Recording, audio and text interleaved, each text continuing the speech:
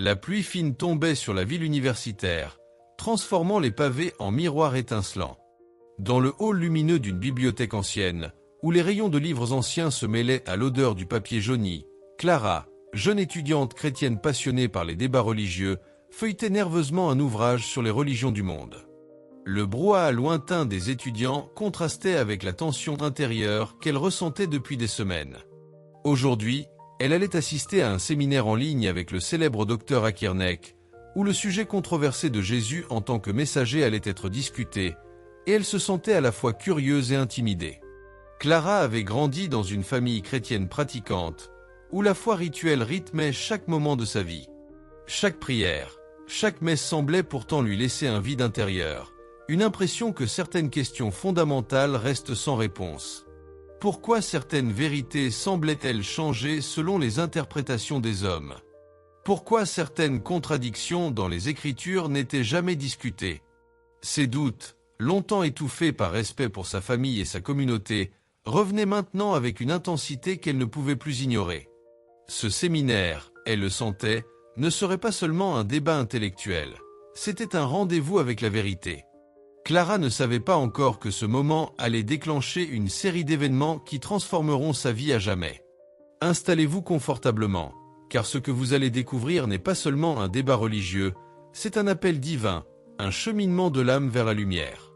Voici les 5 signes qui ont marqué son voyage vers l'islam. Premier signe, la rencontre marquante. La salle virtuelle semblait presque vibrer d'une énergie particulière ce soir-là. Clara, assise devant son ordinateur, sentit son cœur battre plus vite que d'habitude. La caméra de Dr Akirnek s'alluma et son visage apparut, calme mais pénétrant, entouré de livres et de manuscrits anciens. Dès les premières secondes, sa voix claire et ferme captura toute l'attention. C'est une insulte d'appeler Jésus un simple messager. Chaque mot résonnait comme un écho dans la conscience de Clara, un défi subtil à ses croyances et à sa compréhension du monde. Les autres participants posaient des questions, hésitants, et recevaient des réponses précises, logiques, mais toujours respectueuses. Clara ressentit un mélange de crainte et d'admiration. Elle avait toujours cru connaître la foi chrétienne sur le bout des doigts, et pourtant, à travers ses paroles, un doute persistant surgissait. Peut-on vraiment comprendre la vérité si l'on se limite à ce que l'on nous a enseigné?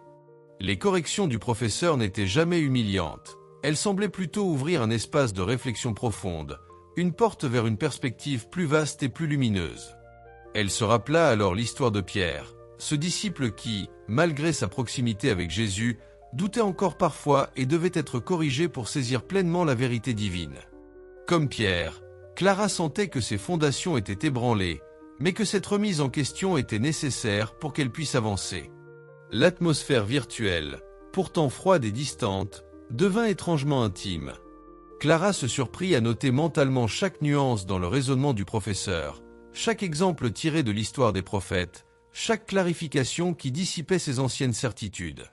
Pour la première fois, elle comprit que la foi ne devait pas seulement être un acte de routine ou d'obéissance, mais un engagement intellectuel et spirituel, un équilibre délicat entre connaissance et humilité.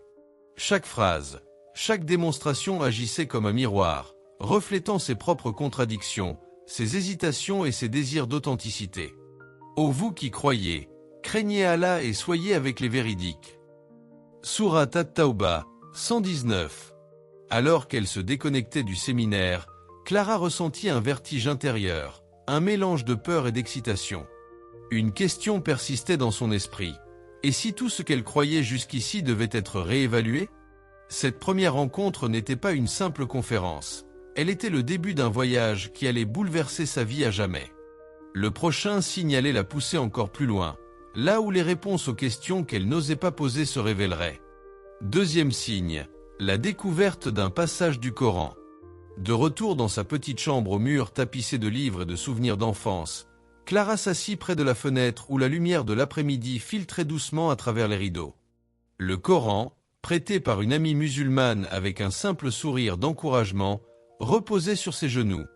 Elle l'ouvrit presque par hasard, son regard errant sur les pages jusqu'à ce qu'un verset attire toute son attention. Et nous n'avons envoyé avant toi que des hommes auxquels nous avons fait des révélations. Sourate Al-Anbiya, 7. Chaque mot semblait résonner directement dans son esprit, comme si l'univers entier lui parlait à travers ces lignes. Clara sentit un calme nouveau s'installer en elle, un contraste frappant avec le tumulte intérieur qu'elle portait depuis des semaines. Pour la première fois, elle envisagea la possibilité que Jésus, tout en étant profondément honoré, ne soit pas Dieu mais un messager de la même vérité universelle qui guidait chaque prophète. Les fragments de confusion et de contradiction qui l'avaient tourmenté dans sa foi passée commencèrent à se dissoudre. Elle repensa à l'histoire de Moïse, qui avait reçu des révélations claires de Dieu et avait guidé son peuple avec patience et persévérance. Comme Moïse, elle comprit que chaque prophète avait un rôle unique, mais que le message restait cohérent. La vérité divine n'était jamais contradictoire, et elle transcende les interprétations humaines. Cette réalisation fit naître en Clara une curiosité insatiable et un désir de comprendre plus profondément les enseignements de l'islam. Pendant des heures, elle lut et relut le passage, méditant sur chaque mot et imaginant la portée universelle de cette révélation. Son esprit s'ouvrit à une nouvelle perspective, une compréhension où la logique et la spiritualité ne s'opposaient pas mais s'harmonisaient. La lumière de cette vérité semblait éclairer les recoins de son cœur qu'elle n'avait jamais osé explorer auparavant. Elle sentit une paix intérieure qu'aucune expérience précédente n'avait pu lui offrir. Cette découverte n'était pas simplement un verset sur une page. C'était un appel subtil à embrasser une réalité plus vaste, à réévaluer ses croyances et à se rapprocher de la vérité divine. Partagez ce verset en commentaire, envoyez cette vidéo à quelqu'un qui cherche des réponses, et dites-nous d'où vous nous regardez. Et alors que Clara fermait le Coran, une question persistante s'imposa dans son esprit. Ce passage n'était que le début d'une série de signes qui allaient bouleverser sa vie. Le prochain signe allait la confronter à ses doutes les plus intimes, et peut-être la pousser à franchir un pas qu'elle n'avait jamais imaginé. Troisième signe, l'épreuve personnelle. Quelques jours après sa première lecture du Coran, Clara se retrouva confrontée à un orage émotionnel qu'elle n'avait pas anticipé. Assise dans le salon familial, entourée des portraits de ses ancêtres et des symboles de sa foi chrétienne, elle échangeait avec sa mère et son frère sur ses nouvelles interrogations spirituelles. La conversation, qui avait commencé avec politesse, dégénéra rapidement en débat passionné. Les mots, parfois durs, la frappaient avec une intensité inattendue. « Comment peux-tu même envisager de douter de ce que nous avons toujours cru ?» Chaque phrase semblait peser sur son cœur comme une pierre, et l'air autour d'elle devenait presque irrespirable. Pour la première fois, Clara ressentit le conflit déchirant entre sa loyauté envers sa famille et son besoin de chercher la vérité. Elle se demanda si poursuivre son chemin vers l'islam signifiait trahir ceux qu'elle aimait le plus. Les larmes montaient, ses mains tremblaient légèrement, et un sentiment de solitude intense l'envahit. Pourtant, au fond d'elle, une voix intérieure persistante chuchotait avec clarté. « Cherche la vérité, même si le chemin est difficile. » Cette petite voix, ferme et douce à la fois, devint un phare dans la tempête. Clara se rappela alors l'histoire de Joseph, ce prophète qui fut rejeté par ses frères et confronté à l'injustice, mais qui resta fidèle à la guidance divine et trouva finalement la paix et le succès. Comme Joseph, elle comprit que parfois, la voie de la vérité exige de braver la désapprobation et les incompréhensions, et que la confiance en Dieu était plus puissante que toute peur humaine. Cette épreuve personnelle se transforma en un catalyseur intérieur. Chaque discussion houleuse, chaque doute et chaque confrontation lui montrait à quel point elle était déterminée à comprendre par elle-même, à explorer la profondeur de l'islam, et à ne plus se contenter de réponses superficielles. Ses anciennes croyances, jusque-là intouchables, étaient désormais examinées sous un nouveau prisme, et une curiosité ardente naissait dans son cœur. Et quiconque place sa confiance en Allah, il lui suffit. Sourate At-Talaq 3. Clara se retira ensuite dans sa chambre, seule avec ses pensées et le silence de la nuit. Elle sentait que cette épreuve n'était pas un obstacle mais un passage nécessaire, une épreuve qui allait renforcer sa foi et clarifier sa compréhension. Le chemin restait difficile, mais il était désormais éclairé par une lumière intérieure qu'elle n'avait jamais connue. Et alors qu'elle fermait les yeux, une intuition profonde lui murmura que le prochain signe, plus intime et spirituel, allait transformer son expérience de la foi d'une manière qu'elle n'aurait jamais pu imaginer. Quatrième signe, l'expérience spirituelle. La nuit enveloppait la ville d'un voile silencieux et feutré. Clara, seule dans sa chambre, s'était agenouillée sur son tapis de prière, le Coran ouvert devant elle mais ses yeux fermés, concentrée sur son cœur plutôt que sur les mots. Le monde extérieur semblait s'effacer, laissant place à une présence douce mais puissante qui semblait remplir chaque recoin de sa pièce. Au début, ce n'était qu'une sensation subtile, un calme inattendu, mais bientôt, cette tranquillité se transforma en une paix profonde et lumineuse, comme si chaque fibre de son être était enveloppée d'une lumière apaisante. Ses larmes coulaient librement, sans chagrin ni douleur, mais avec la libération d'une âme qui découvre enfin une vérité qu'elle pressentait depuis longtemps. Clara sentait une guidance intérieure, une direction claire qu'elle n'avait jamais expérimentée auparavant. Chaque pensée confuse, chaque inquiétude persistante disparaissait dans cette clarté soudaine. Pour la première fois, sa quête de sens ne semblait plus une recherche intellectuelle ou émotionnelle, mais un dialogue vivant avec une réalité supérieure, une certitude spirituelle qui touchait son âme profondément. Elle se rappela alors l'histoire de Samuel, ce jeune prophète qui entendit la voix divine dans le silence de la nuit et répondit avec sincérité « Parle, Seigneur, ton serviteur écoute ».